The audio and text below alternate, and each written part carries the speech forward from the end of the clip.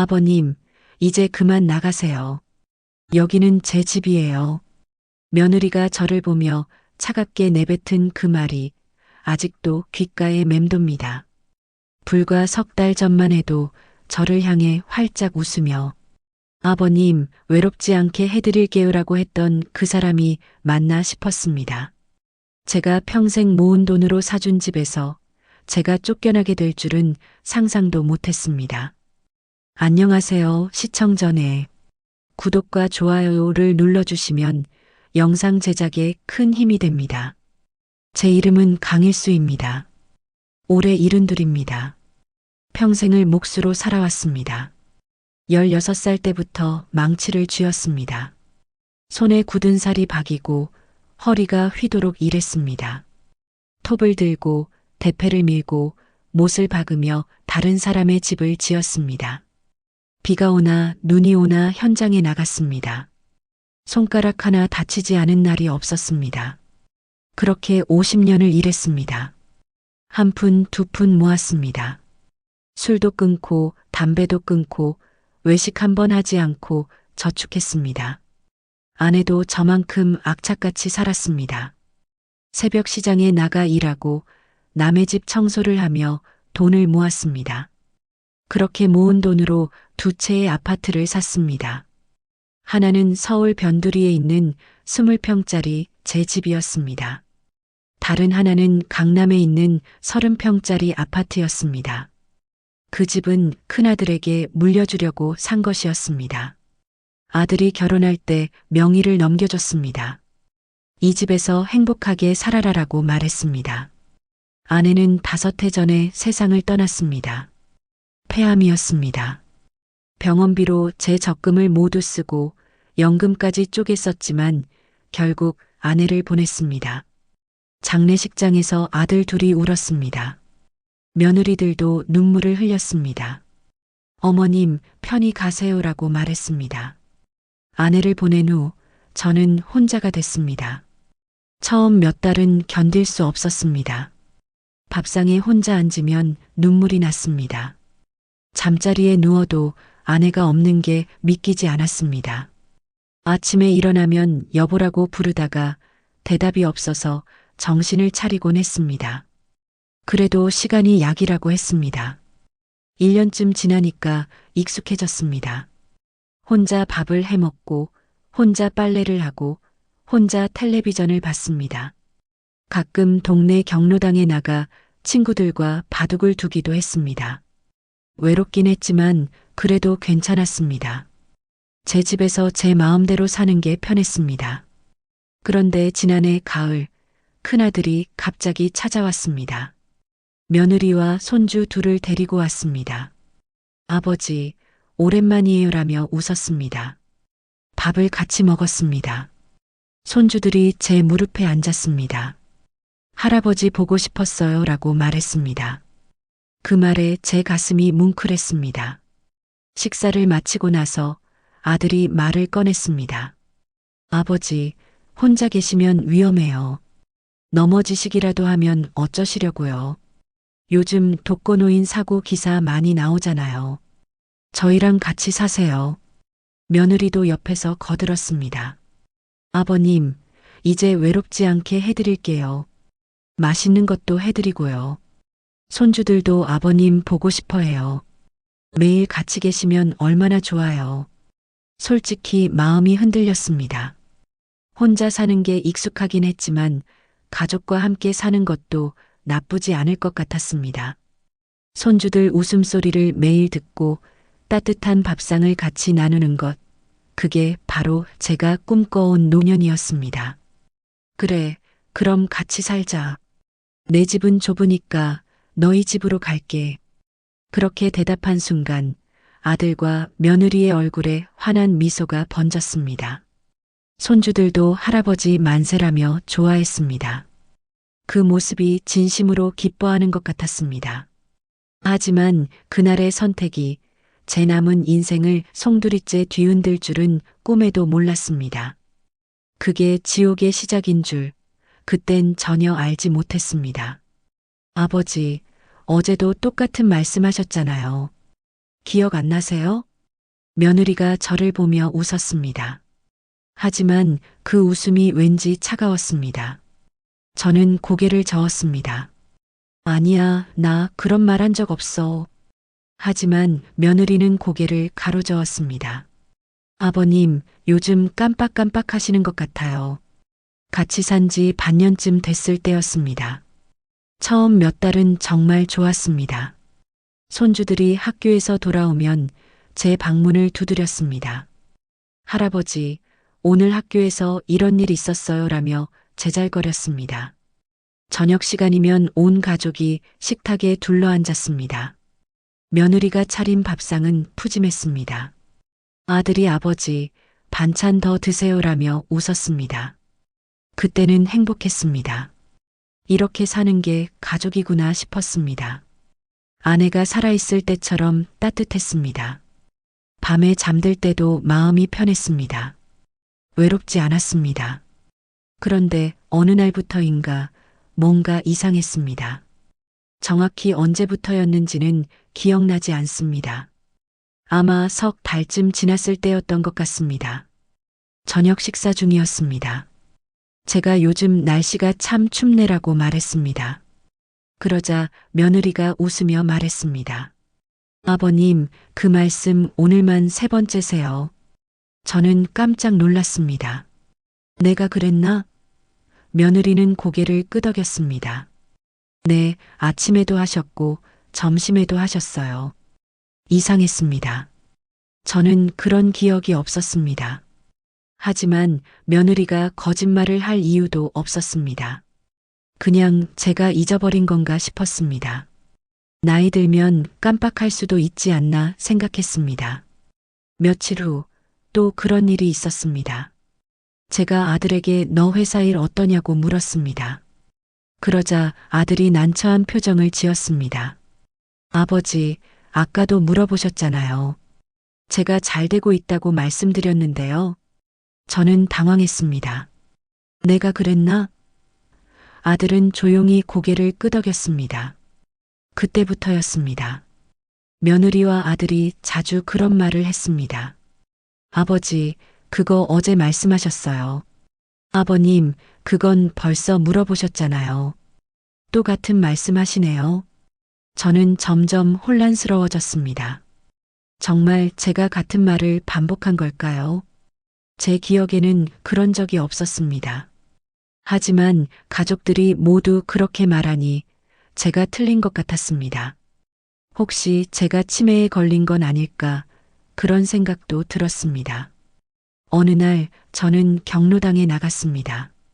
오랜만에 친구들과 바둑을 두려고 했습니다.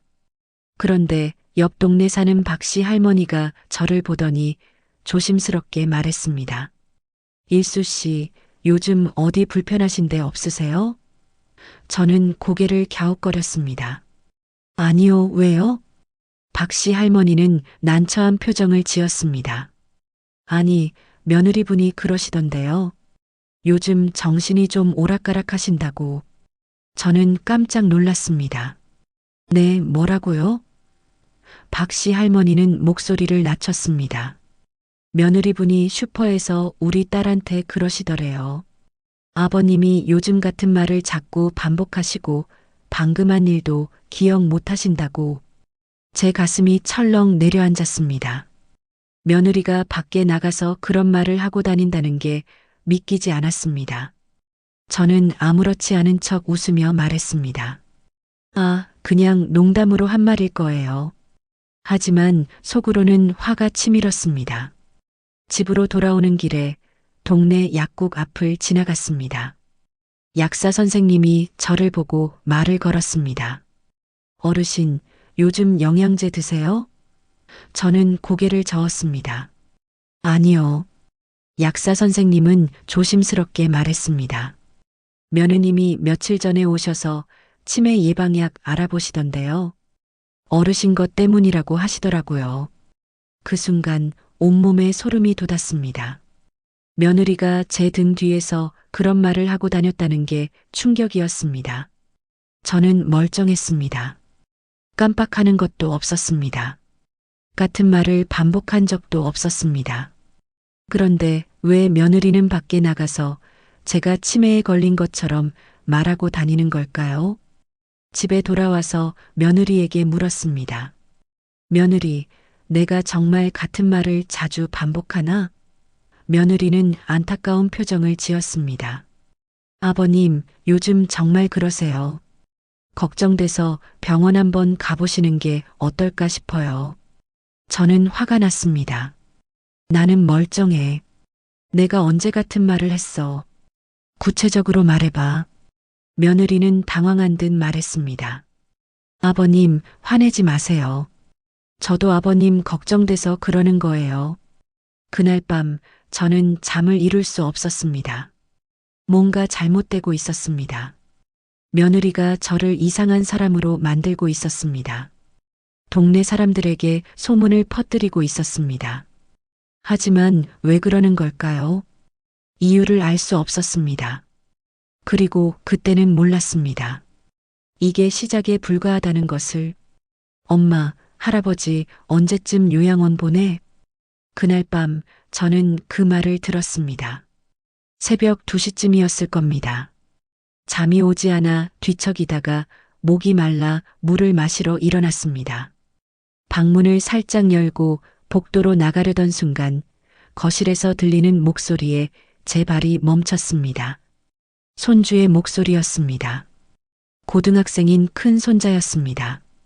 평소에 할아버지 사랑해요라고 하던 그 아이였습니다. 그 아이가 지금 뭐라고 말한 걸까요? 요양원이라고 했나요? 저를 요양원에 보낸다고요. 저는 숨을 죽이고 복도 어둠 속에 섰습니다. 거실 불빛이 새어나왔습니다. 며느리의 목소리가 들렸습니다. 유럽 여행 다녀오고 나서 바로 보내야지. 그때쯤이면 여름 방학이니까 내가 집에 있을 거 아니야. 제 심장이 쿵쾅거렸습니다. 유럽 여행이요. 며느리가 몇 달 전부터 유럽 여행을 가고 싶다고 했던 게 기억났습니다. 아들이 돈이 좀 들어서라며 망설이자 며느리가 토라진 적이 있었습니다. 그런데 이제 간다는 겁니까? 그것도 저를 요양원에 보내고 나서요. 손자가 다시 물었습니다. 그럼 할아버지 집은 우리 거 되는 거야? 며느리가 대답했습니다. 당연하지. 아빠 이름으로 명예 바꾸면 돼. 할아버지가 요양원 가시면 여기서 나가실 거니까. 저는 그 자리에 얼어붙었습니다. 제 집이요. 제가 평생을 일해서 산 집이요. 그걸 자기들 것으로 만들겠다는 겁니까? 아니, 이미 큰아들 명의로 되어 있으니까 법적으로는 아들 것이 맞습니다. 하지만 그 집은 제 피와 땀으로 산 것입니다. 제가 사는 집이었습니다. 아들의 목소리가 들렸습니다. 근데 아버지가 가시겠다고 할까? 며느리가 비웃듯 말했습니다. 걱정 마. 이미 동네에 소문 다 퍼뜨려 놨어. 아버님이 치매 걸리셨다고. 약국에도 가서 치매약 알아봤고 경로당 사람들한테도 다 말했어. 이제 조금만 더 있으면 아버님 스스로 병원 가자고 할 거야. 그 순간 제 온몸이 떨렸습니다. 그게 계획이었다는 겁니까? 며느리가 의도적으로 저를 치매 환자로 만들려고 했다는 겁니까? 제가 같은 말을 반복했다는 것도 깜빡한다는 것도 모두 거짓말이었단 말입니까? 손자가 웃었습니다. 엄마 진짜 대단해. 근데 할아버지 돈은 어떻게 돼? 며느리의 목소리가 낮아졌습니다. 연금이랑 적금 있잖아. 아빠가 후견인 되면 그것도 관리할 수 있어. 요양원비 내고 남은 거로 우리 여행 가는 거야. 제 연금까지요. 제가 평생 붓던 연금까지 자기들이 쓰겠다는 겁니까? 그 돈은 제가 늙어서 쓰려고 모은 돈입니다. 아내 병원비 쓰고 남은 제 마지막 재산입니다. 아들이 한숨을 쉬었습니다. 그래도 아버지한테 미안하긴 해. 며느리가 짜증 섞인 목소리로 말했습니다. 뭐가 미안해요. 아버님 평생 사셨잖아요. 이제 우리가 살 때도 됐죠. 그 집 팔면 우리 강남에서 더 큰 데로 이사 갈 수 있어요. 애들 학군도 좋고 집을 판다고요. 제가 평생 일해서 산 그 집을요. 아들에게 물려주려고 산 그 집을 팔아서 자기들 좋은 대로 이사를 간다고요. 손자가 신이 난 목소리로 말했습니다. 진짜요? 그럼 나 방도 더 크게 쓸 수 있어요? 며느리가 웃었습니다. 그럼 내 방도 넓어지고 엄마 아빠 방도 넓어지고 할아버지 안 계시면 집이 얼마나 편한데. 저는 그 말을 듣고 주저앉을 뻔했습니다. 제가 없으면 편하다고요. 제가 방해가 된다고요. 제가 키운 손자가, 제가 사랑한 손자가 그런 말을 하다니요. 며느리가 말했습니다. 그러니까 너는 할아버지한테 계속 잘해줘. 의심 안 하시게. 알았지? 손자가 대답했습니다. 알았어요. 내일도 할아버지 방에 가서 숙제 봐달라고 할게요. 제 가슴이 찢어지는 것 같았습니다. 손자가 제 방에 와서 웃던 것도 할아버지 최고예요라고 말하던 것도 모두 연기였단 말입니까? 저를 속이기 위한 거짓말이었단 말입니까? 아들이 조용히 말했습니다. 근데 정말 요양원에 보내야 해. 차라리 우리가 계속 모시는 게. 며느리가 버럭 소리를 질렀습니다. 당신은 매번 그래요. 그럼 당신이 아버님 모시고 살아요. 나는 못해요. 나는 내 인생 살고 싶어요. 시어머니도 안 모셨는데 시아버지는 왜 모셔야 돼요? 잠시 침묵이 흘렀습니다. 아들이 한숨을 쉬었습니다. 알았어. 당신 말대로 할게. 며느리의 목소리가 부드러워졌습니다. 그래야죠. 우리 인생도 중요한 거예요. 아버님은 이미 충분히 사셨어요. 저는 그 자리에서 더 이상 들을 수 없었습니다. 조용히 방으로 돌아왔습니다. 침대에 앉았습니다. 손이 떨렸습니다. 온몸이 떨렸습니다. 제가 키운 아들이었습니다. 제가 평생 일해서 집을 사주고 대학을 보내고 결혼을 시켜준 아들이었습니다. 그 아들이 저를 요양원에 보내고 제 집을 팔고 제 돈을 쓰려고 계획하고 있었습니다. 그날 밤 저는 한숨도 자지 못했습니다. 창밖을 보며 생각했습니다. 제가 어떻게 해야 하나? 어디로 가야 하나? 누구를 믿어야 하나? 그리고 깨달았습니다. 이제 저는 혼자라는 것을, 이 집에서 저는 가족이 아니라는 것을, 저는 그저 없어져야 할 짐이라는 것을. 아버지, 이번에 건강검진 받으셔야죠. 그날 아침 아들이 저를 보며 말했습니다. 며느리가 옆에서 웃으며 거들었습니다. 요즘 기억력도 좀 걱정되고 병원에서 정확하게 검사 한번 받아보세요. 손자도 제 손을 잡으며 말했습니다. 할아버지, 검진 받으면 오래오래 건강하실 수 있어요. 저는 그들을 바라봤습니다. 활짝 웃고 있는 얼굴들이었습니다. 걱정하는 척, 사랑하는 척, 완벽한 연기였습니다. 며칠 전 밤에 들었던 대화가 떠올랐습니다. 요양원 보내고 집 팔자던 그 말들이요. 저는 조용히 고개를 끄덕였습니다. 그래, 검진 받아볼게. 며느리의 눈이 반짝였습니다. 아버님, 제가 좋은 병원 알아봤어요. 거기 신경과가 유명하대요. 신경과라고요. 치매 검사를 하는 곳이지 않습니까? 그제야 모든 게 명확해졌습니다. 이들의 계획이 보였습니다. 저를 병원에 데려가서 치매 진단을 받게 하고 그걸 근거로 요양원에 보내려는 거였습니다. 그러면 법적으로도 명분이 생기니까요. 아버지가 혼자 살 수 없는 상태라고 말할 수 있으니까요. 저는 아무렇지 않은 척 웃었습니다. 고맙구나. 며느리가 알아봐줘서. 며느리가 제 손을 덥석 잡았습니다. 아버님, 걱정 마세요. 저희가 다 알아서 할게요. 그 손이 얼마나 차갑게 느껴지던지요. 그날 밤 저는 방문을 잠그고 앉았습니다. 손이 떨렸습니다. 분노가 치밀어 올랐습니다. 하지만 동시에 머리가 차갑게 식어갔습니다. 평생을 몫으로 살았습니다. 집을 짓는 일은 치밀한 계획이 필요합니다. 한치의 오차도 없어야 합니다. 그렇지 않으면 집이 무너집니다. 저는 생각했습니다. 이들이 저를 함정에 빠뜨리려 한다면 저도 준비를 해야 한다고요. 이 늙은 목수도 바보는 아닙니다. 50년을 현장에서 살아온 사람입니다. 온갖 사람들을 봤습니다. 사기꾼도 도둑도 배신자도 많이 봤습니다. 다음 날부터 저는 달라졌습니다. 겉으로는 여전히 순한 노인이었습니다. 며느리가 주는 밥을 먹고 손자와 이야기하고 아들에게 웃어주었습니다. 하지만 속으로는 모든 것을 기록하기 시작했습니다. 먼저 핸드폰을 샀습니다. 경로당 친구한테 물어봐서 녹음 기능이 좋은 걸로 골랐습니다. 사용법을 배웠습니다. 처음엔 어려웠지만 며칠 연습하니 익숙해졌습니다. 그리고 녹음을 시작했습니다.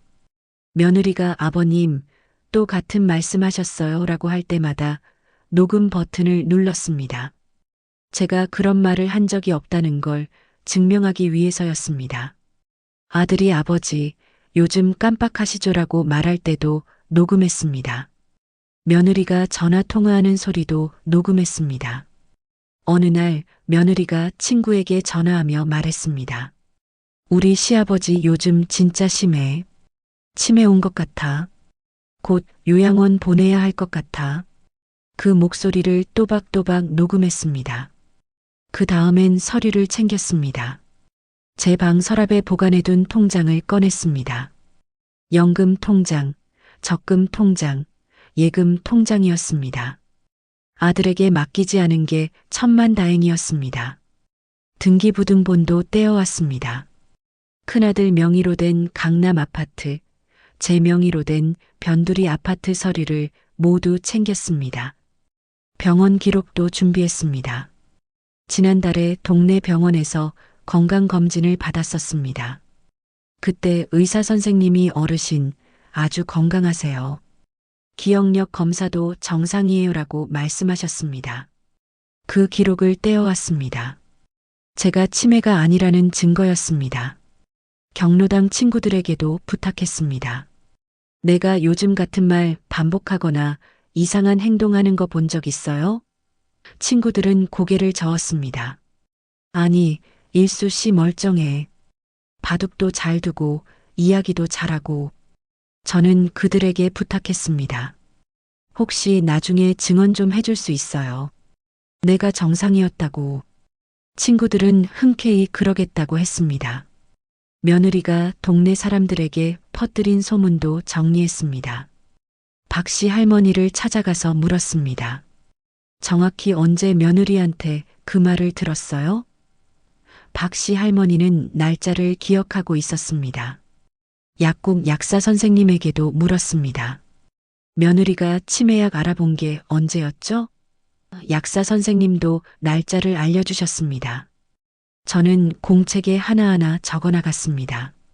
며느리가 거짓말한 날짜, 아들이 저를 의심한 날짜, 손자가 제게 다정하게 굴었던 날짜까지 모두 기록했습니다. 밤에 들었던 대화 내용도 자세히 적었습니다. 유럽 여행 가고 요양원 보낸다는 말, 집 팔아서 강남으로 이사 간다는 말 모두 적었습니다. 그러면서도 저는 겉으로는 아무렇지 않았습니다. 오히려 더 순하게 굴었습니다. 며느리가 아버님, 이거 드세요 하면 고맙다라고 웃었습니다. 아들이 아버지, 병원 예약했어요 라고 하면 그래, 알았다라고 대답했습니다. 손자가 제 방에 와서 할아버지, 숙제 봐주세요 라고 하면 친절하게 봐주었습니다. 그들은 제가 아무것도 모른다고 생각했습니다. 순진한 노인이 그저 순순히 따라올 거라고 믿었습니다. 하지만 저는 알고 있었습니다. 모든 걸 알고 있었습니다. 어느 날 밤 저는 거울을 봤습니다. 주름진 얼굴이 보였습니다. 72살의 늙은 얼굴이었습니다. 하지만 그 눈빛만큼은 예전 그대로였습니다. 현장에서 일할 때의 날카로운 눈빛이었습니다. 저는 중얼거렸습니다. 기다려라. 이 아비가 어떤 사람인지 보여주마. 복수는 조용히 그러나 확실하게 준비되고 있었습니다. 그들은 몰랐습니다. 자기들이 함정을 파는 동안 제가 더 큰 함정을 파고 있다는 것을요. 여보, 이번 주 유럽 여행 다녀오자. 엄마가 항공권 다 예약했어. 그날 저녁 며느리가 아들에게 말했습니다. 거실 소파에 앉아서 신이 난 목소리로 말했습니다. 파리, 로마, 스위스 다 가는 거야. 2주 코스야. 아들이 난색을 표했습니다. 근데 아버지 혼자 두고 가도 돼? 며느리가 웃었습니다. 괜찮아요. 어차피 곧 요양원 가실 뿐인데. 마지막으로 우리끼리 여행 좀 가요. 저는 제 방에서 그 소리를 듣고 있었습니다. 마지막으로 우리끼리라고요. 저는 이미 짐이었습니다. 가족이 아니었습니다. 그저 치워야 할 장애물이었습니다. 며느리가 다시 말했습니다. 아버님한테 말씀드려야죠. 우리 여행 가는 동안 집 보고 계시라고. 아들이 대답했습니다. 그래, 내가 말할게. 다음 날 아침 아들이 저를 보며 말했습니다. 아버지, 저희가 이번 주에 짧게 여행 좀 다녀올게요. 오래 기다리신 여행이라. 저는 고개를 끄덕였습니다. 그래, 다녀와라. 조심해서. 며느리가 웃으며 말했습니다. 아버님, 집 잘 지키고 계세요. 냉장고에 반찬 많이 해놨으니까 드시고요. 손자들도 신이 나서 말했습니다. 할아버지, 우리 에펠탑 보고 올게요. 사진 많이 찍어 올게요. 저는 손자의 머리를 쓰다듬었습니다. 그래, 재미있게 놀다 와라. 그들은 제가 순순히 집을 지키고 있을 거라고 믿었습니다. 착한 노인이 혼자 밥 먹고 텔레비전 보고 그렇게 2주를 보낼 거라고 생각했습니다. 하지만 그들은 몰랐습니다. 이 순간이 바로 제 복수의 신호탄이라는 것을요. 사흘 후 그들이 떠났습니다. 아침 일찍 공항으로 향했습니다. 큰 캐리어 3개를 끌고 신나게 나갔습니다. 며느리가 마지막으로 말했습니다. 아버님, 저희 없는 동안 조심하세요. 2주 후에 올게요. 저는 웃으며 손을 흔들었습니다. 그래, 잘 다녀와라. 현관문이 닫혔습니다. 차가 출발하는 소리가 들렸습니다. 저는 창문으로 그들의 차가 멀어지는 걸 지켜봤습니다. 완전히 사라질 때까지 기다렸습니다. 그리고 바로 움직였습니다. 먼저 전화를 걸었습니다. 30년 전부터 알고 지낸 공인중개사 김 사장에게였습니다. 김 사장 나야. 강일수. 김 사장이 반가운 목소리로 대답했습니다. 형님, 오랜만이십니다. 무슨 일이세요? 저는 조용히 말했습니다. 그 집 말이야. 강남 아파트. 팔고 싶네. 급하게. 김 사장이 깜짝 놀란 목소리로 물었습니다. 형님, 큰아들 명의 집 말씀하시는 거예요? 저는 대답했습니다. 그래. 근데 명의는 내 아들이지만 위임장 받아놨어. 내가 팔 수 있어. 사실이었습니다. 몇 년 전에 아들에게 위임장을 받아놨었습니다. 혹시 모를 일에 대비해서였습니다. 당시 아들은 아무 의심 없이 서류에 도장을 찍었습니다. 아버지가 필요하시면 쓰세요라고 했습니다. 김 사장이 말했습니다. 형님, 그 동네 요즘 금매 금방 나가요. 시세가 25억 정도 하는데 급하시면 23억에도 나갈 겁니다. 저는 단호하게 말했습니다. 23억이면 해. 오늘 당장 계약할 사람 구해줘. 김 사장이 잠시 망설이다가 말했습니다. 형님, 아드님은 아세요? 저는 차갑게 대답했습니다. 내가 알아서 할 일이니 신경 쓰지 마. 계약만 성사시켜줘. 김 사장이 한숨을 쉬었습니다. 알겠습니다, 형님. 오후까지 연락드릴게요. 2시간 후 김 사장에게서 전화가 왔습니다. 형님 있습니다. 현금 보유자인데 당장 계약하고 싶대요. 23억에 오늘 계약금 2억 주신답니다. 저는 즉시 대답했습니다. 좋아. 지금 바로 가지. 그날 오후 저는 부동산에 앉아 있었습니다. 맞은편에는 40대 중반쯤 되어 보이는 남자가 앉아 있었습니다. 계약서를 작성했습니다. 매도인은 큰아들 이름이었지만 위임받은 사람으로 제 이름이 적혔습니다. 도장을 찍었습니다.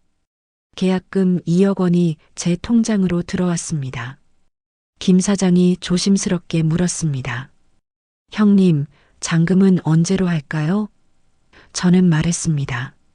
2주 후, 딱 2주 후에 잔금 처리하고 명의 이전에. 김 사장이 고개를 끄덕였습니다. 알겠습니다, 형님. 계약이 끝났습니다. 25억짜리 집이 23억에 하루 만에 팔렸습니다. 아들이 평생 살 집이라고 생각했던 그 집이요. 며느리가 우리 집이라고 부르던 그 집이요. 저는 부동산을 나오며 생각했습니다. 이제 시작이라고요. 복수는 이제부터라고요. 다음 날 저는 짐을 쌌습니다. 많지 않았습니다. 옷 몇 벌, 통장, 서류, 핸드폰이 전부였습니다. 아내 사진 한 장도 챙겼습니다. 그리고 집을 나섰습니다. 버스를 타고 충북 괴산으로 향했습니다. 몇 달 전에 인터넷으로 알아본 곳이었습니다. 작은 전원주택이 매물로 나와 있었습니다. 5천만 원짜리 조그만 집이었습니다. 마당도 있고 텃밭도 있었습니다. 괴산에 도착해서 부동산을 찾아갔습니다. 사장님에게 말했습니다. 저번에 전화했던 사람입니다. 그 전원주택 보고 싶어요. 사장님이 반갑게 맞아주었습니다. 어르신, 좋은 집이에요. 같이 가보시죠. 집을 봤습니다. 낡았지만 튼튼했습니다. 목수의 눈으로 보니 구조가 탄탄했습니다. 마당에는 감나무 한 그루가 있었습니다. 뒷마당에는 작은 텃밭이 있었습니다. 저는 결정했습니다. 이 집으로 할게요. 지금 바로 계약하고 싶어요. 사장님이 놀랐습니다. 어르신, 다른 집도 좀 더 보시고 결정하세요. 저는 고개를 저었습니다. 아니요. 이 집이 좋아요. 지금 계약합시다.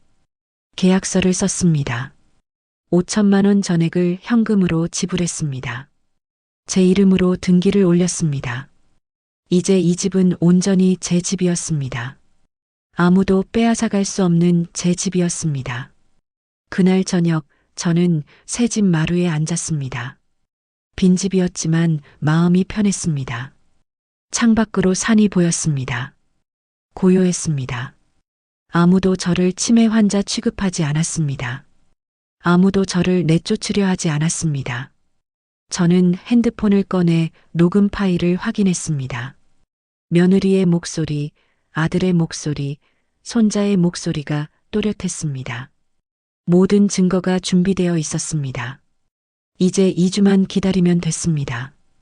그들이 여행에서 돌아오면 큰 선물이 기다리고 있을 겁니다. 아버지, 왜 전화를 안 받으세요? 열흘 후 아들에게서 전화가 왔습니다. 급한 목소리였습니다. 저는 조용히 대답했습니다. 왜 그러냐? 아들이 다급하게 말했습니다. 부동산에서 전화 왔어요. 우리 집 계약했다고. 무슨 소리예요, 이게? 저는 침착하게 말했습니다. 아, 그거. 내가 팔았다. 전화 너머로 침묵이 흘렀습니다. 그리고 아들이 소리쳤습니다. 뭐라고요? 아버지, 지금 장난하세요? 저는 차분하게 대답했습니다. 장난 아니다. 23억에 계약했어. 2주 후에 잔금 받고 명예 이전한다. 아들이 숨을 헐떡이며 말했습니다. 아버지, 미쳤어요? 그게 누구 집인데요? 제 명의 집이잖아요. 저는 냉정하게 말했습니다. 명의는 내 거지만 위임장은 내가 갖고 있다. 법적으로 문제 없어. 아들이 울먹이며 말했습니다. 아버지, 우리 지금 여행 중이에요. 내일 들어가요. 들어가서 얘기해요. 전화를 끊었습니다. 손이 떨리지 않았습니다. 오히려 시원했습니다. 다음 날 오후 그들이 돌아왔습니다. 현관문이 열리는 소리가 들렸습니다. 캐리어 끄는 소리, 급한 발소리가 들렸습니다. 저는 거실 소파에 앉아서 기다리고 있었습니다. 아들이 현관으로 들어서더니 얼굴이 새하얘진 채로 저를 봤습니다. 며느리도 뒤따라 들어왔습니다. 손자들은 무슨 일인지 모르는 듯 어리둥절한 표정이었습니다. 아들이 다가오며 말했습니다. 아버지, 대체 무슨 짓을 하신 거예요? 저는 조용히 대답했습니다. 팔았다고 했잖아. 집. 며느리가 소리쳤습니다. 아버님, 이게 무슨 짓이에요? 우리 집을 왜 마음대로 파세요? 저는 그들을 천천히 바라봤습니다. 너희 집? 그 집은 내 돈으로 산 거야. 내 아들 명의로 해준 것뿐이지. 아들이 떨리는 목소리로 말했습니다. 그래도 이건 아니잖아요. 우리랑 상의도 안 하시고. 저는 차갑게 웃었습니다. 상해? 너희가 나를 요양원에 보낼 때는 상의했더냐? 거실이 조용해졌습니다. 며느리의 얼굴이 굳었습니다. 아들이 당황하며 말했습니다. 아버지, 무슨 말씀을 하시는 거예요? 저는 천천히 말했습니다. 너희가 유럽 가기 전날 밤, 거실에서 한 얘기 다 들었다. 나를 요양원 보내고 집 팔아서 강남 큰 데로 이사 간다고. 내 연금으로 여행 간다고. 며느리의 얼굴이 하얗게 질렸습니다. 아들은 말문이 막힌 듯 아무 말도 하지 못했습니다. 손자가 조심스럽게 물었습니다. 할아버지, 무슨 말씀이세요? 저는 손자를 보며 말했습니다. 내가 엄마한테 물어봤지. 할아버지 언제쯤 요양원 보내냐고. 그럼 우리 집 되는 거냐고. 손자의 얼굴이 빨개졌습니다. 며느리가 다급하게 말했습니다. 아버님, 그건 오해세요. 저희가 그냥 농담으로. 저는 그 말을 끊었습니다. 농담? 그럼 이것도 농담이냐? 저는 핸드폰을 꺼냈습니다. 녹음 파일을 재생했습니다. 스피커에서 며느리의 목소리가 흘러나왔습니다.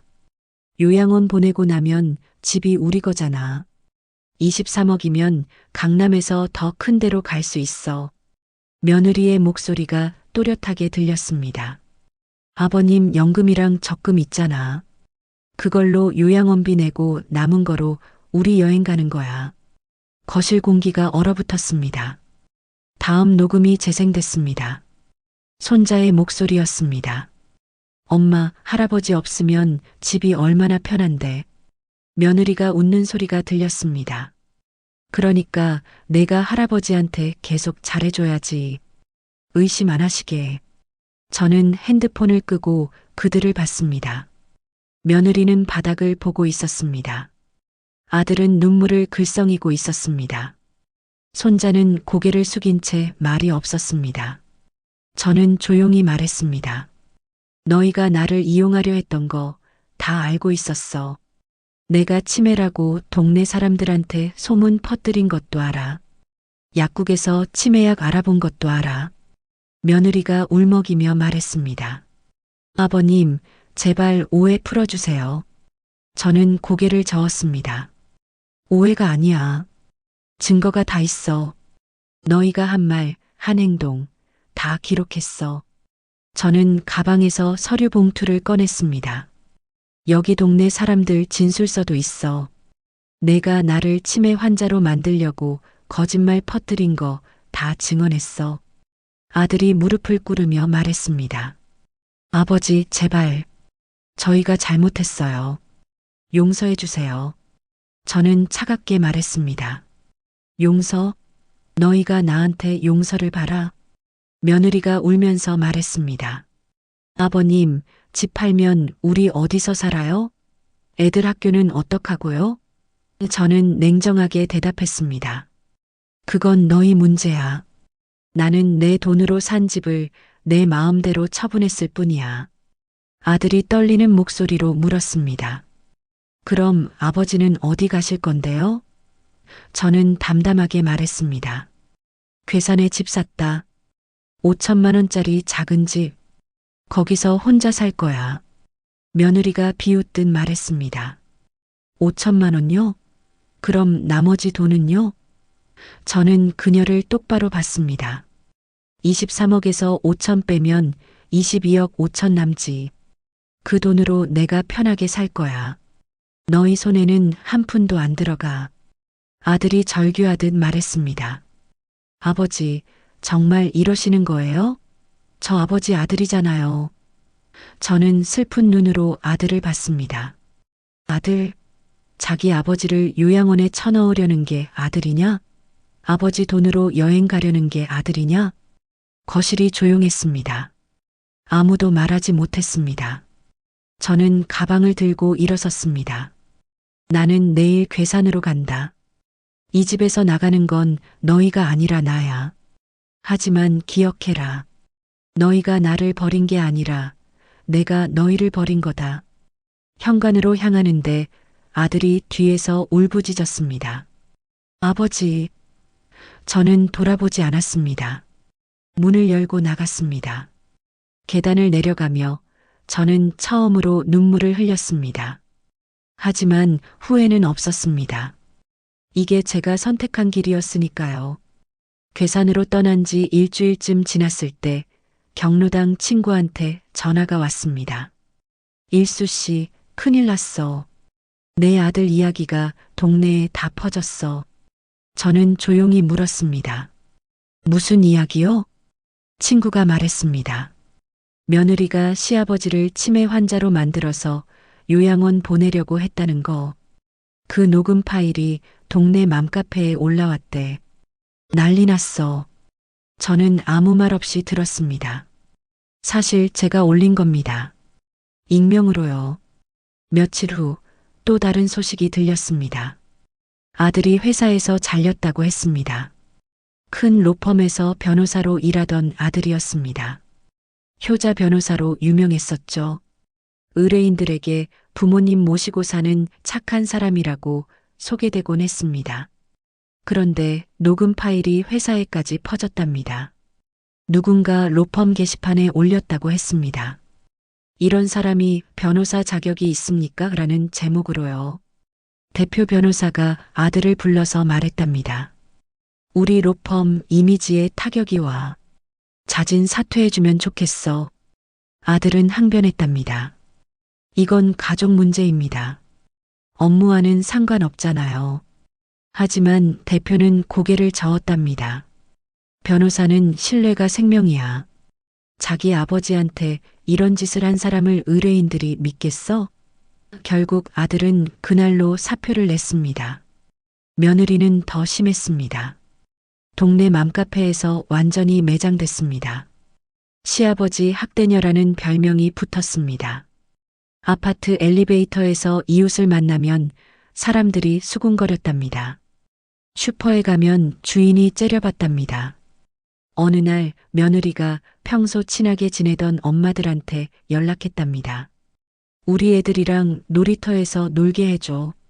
하지만 다들 거절했답니다. 미안한데 우리 애가 요즘 바빠서 감기 걸려서 못 나가. 핑계였죠. 손자들도 힘들었습니다. 학교에서 친구들이 수군거렸답니다. 쟤네 할아버지 요양원 보내려고 했대. 진짜 나쁜 집안이래. 큰 손자가 울면서 집에 왔답니다. 엄마, 나 전학 가고 싶어. 며느리는 결국 아이들을 다른 학교로 전학 보냈습니다. 하지만 소문은 이미 퍼진 뒤였습니다. 새 학교 학부모들도 이미 알고 있었습니다. 맘카페는 다 연결되어 있으니까요. 한 달쯤 지났을 때 동네에서 이혼 소문이 돌기 시작했습니다. 아들과 며느리가 자주 싸운다는 거였습니다. 아들이 며느리를 탓했답니다. 당신이 그런 말을 해서 이렇게 된 거야. 며느리도 지지 않았답니다. 당신도 찬성했잖아. 혼자 떠넘기지 마. 집안은 지옥이 됐을 겁니다. 아들은 직장을 잃었고, 며느리는 동네에서 손가락질 받고, 아이들은 학교에서 왕따를 당하고, 그들이 살던 그 집도 곧 비워야 했습니다. 잔금일이 다가오고 있었으니까요. 어느 날 아들한테 전화가 왔습니다. 아버지, 제발 한 번만 만나주세요. 저는 거절했습니다. 할 말 없다. 아들이 울먹였습니다. 아버지, 저 정말 잘못했어요. 집 계약 취소해 주시면 안 될까요? 저는 차갑게 말했습니다. 안 돼. 이미 계약금 받았어. 법적으로도 문제 없어. 아들이 애원했습니다. 그럼 우리 가족 어떡해요? 당장 나갈 데도 없어요. 저는 대답했습니다. 나도 요양원 갈 뻔했잖아. 그땐 내 걱정은 안 했으면서. 며느리도 전화했습니다. 아버님, 제발 용서해 주세요. 제가 미쳤었어요. 다시는 그러지 않을게요. 저는 조용히 말했습니다. 용서는 하늘이 하는 거야. 나는 그냥 내 삶을 사는 거고. 손자한테도 전화가 왔습니다. 할아버지, 학교에서 애들이 저한테 놀려요. 할아버지가 용서해 주시면 안 돼요? 그 목소리를 듣는 순간 잠깐 마음이 흔들렸습니다. 하지만 저는 기억했습니다. 그 아이가 할아버지 없으면 집이 편하다고 했던 말을요. 저는 말했습니다. 그건 내가 감수해야 할 일이야. 내가 한 행동에는 책임이 따르는 거다. 손자가 울면서 전화를 끊었습니다. 잔금일이 다가왔습니다. 아들한테서 문자가 왔습니다. 아버지, 마지막으로 부탁드립니다. 계약 취소해 주세요. 저희 갈 곳이 없어요. 저는 답장하지 않았습니다. 잔금일 당일 저는 부동산에 갔습니다.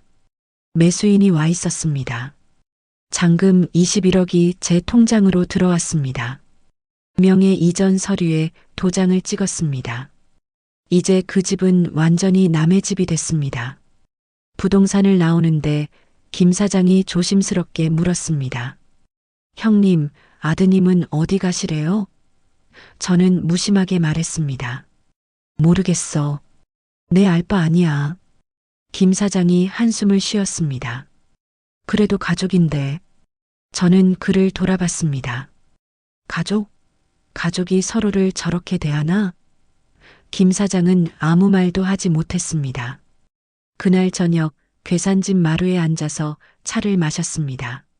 창밖으로 별이 보였습니다. 고요했습니다. 평화로웠습니다. 핸드폰을 봤습니다. 아들한테서 문자가 와 있었습니다. 아버지, 저희 이사 갑니다. 전세 얻어서 경기도로 가요. 아버지, 다시는 연락 안 할게요. 저주합니다. 마지막 문장이 눈에 들어왔습니다. 저주한답니다. 저는 웃었습니다. 쓸쓸한 웃음이었습니다. 제가 저주받을 일을 했나요? 제 돈으로 산 집을 제가 판 게 잘못인가요? 제가 요양원 가기 싫어한 게 죄인가요? 핸드폰을 내려놓고 밤하늘을 봤습니다. 별들이 반짝였습니다. 기분이요? 시원했습니다. 복잡하긴 했지만 후회는 없었습니다.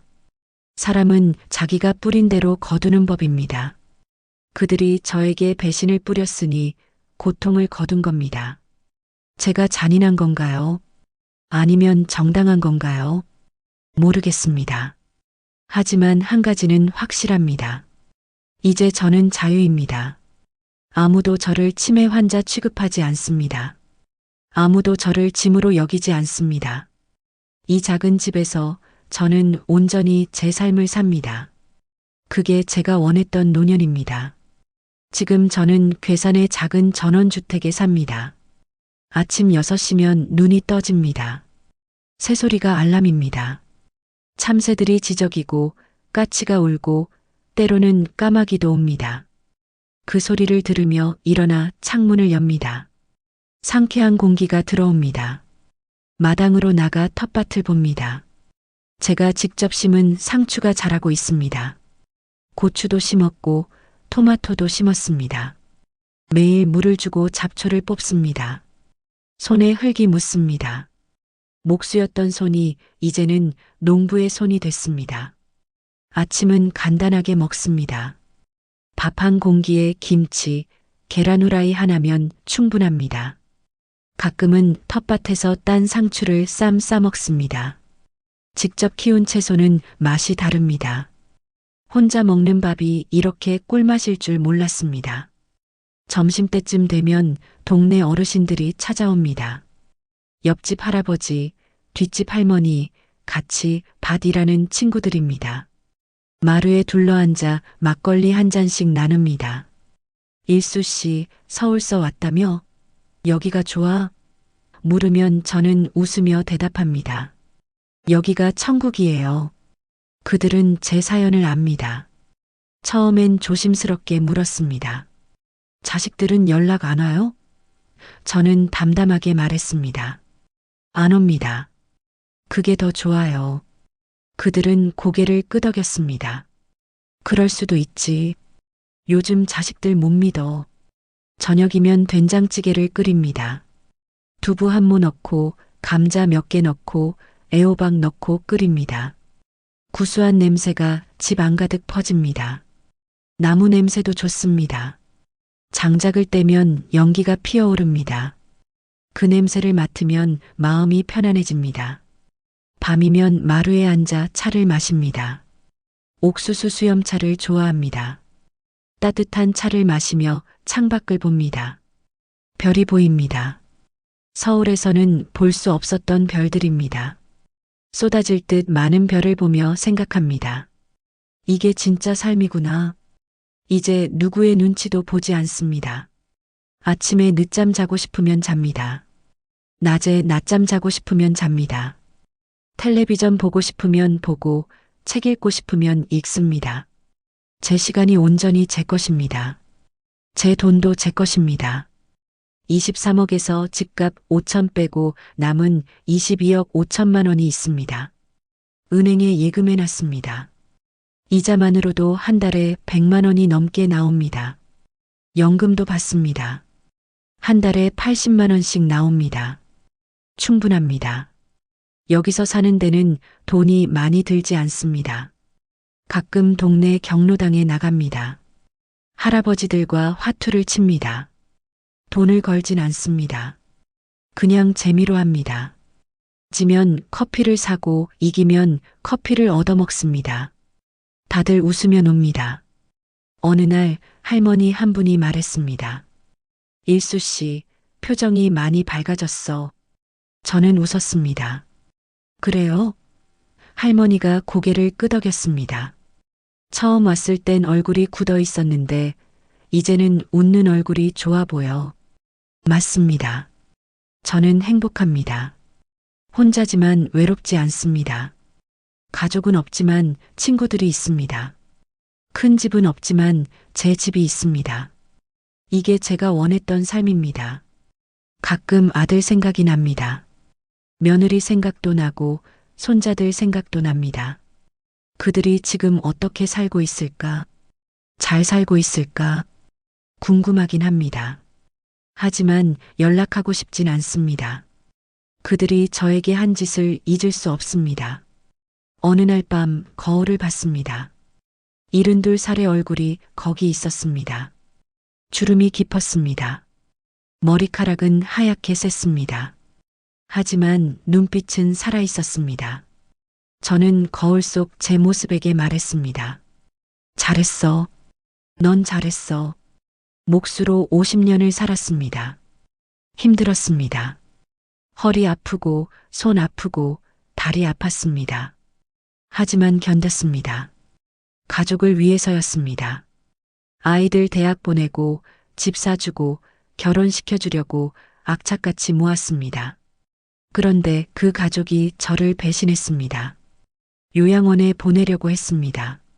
제 돈으로 여행 가려고 했습니다. 저를 치매 환자로 만들려고 했습니다. 그걸 알았을 때 얼마나 충격이었는지 모릅니다. 하지만 저는 무너지지 않았습니다. 오히려 일어섰습니다. 증거를 모았습니다. 계획을 세웠습니다. 그리고 실행했습니다. 늙었다고 바보로 보면 큰 코 다친다는 걸 보여줬습니다. 이 방송을 듣는 모든 어르신들께 꼭 말씀드리고 싶습니다. 당신의 재산을 지키세요. 자식이라고 다 믿으면 안 됩니다. 사랑도 중요하지만 재산은 당신의 방패입니다. 그 방패가 없으면 당신은 무방비 상태가 됩니다. 명의를 함부로 넘기지 마세요. 통장을 맡기지 마세요. 도장을 함부로 찍지 마세요.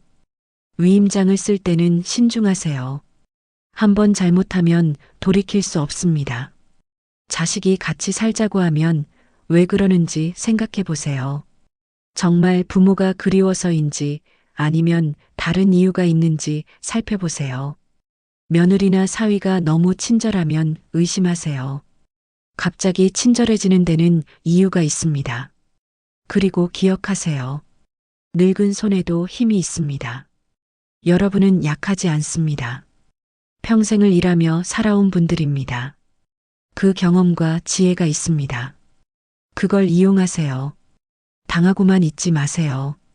저는 72살에 새로운 삶을 시작했습니다. 늦지 않았습니다. 여러분도 할 수 있습니다.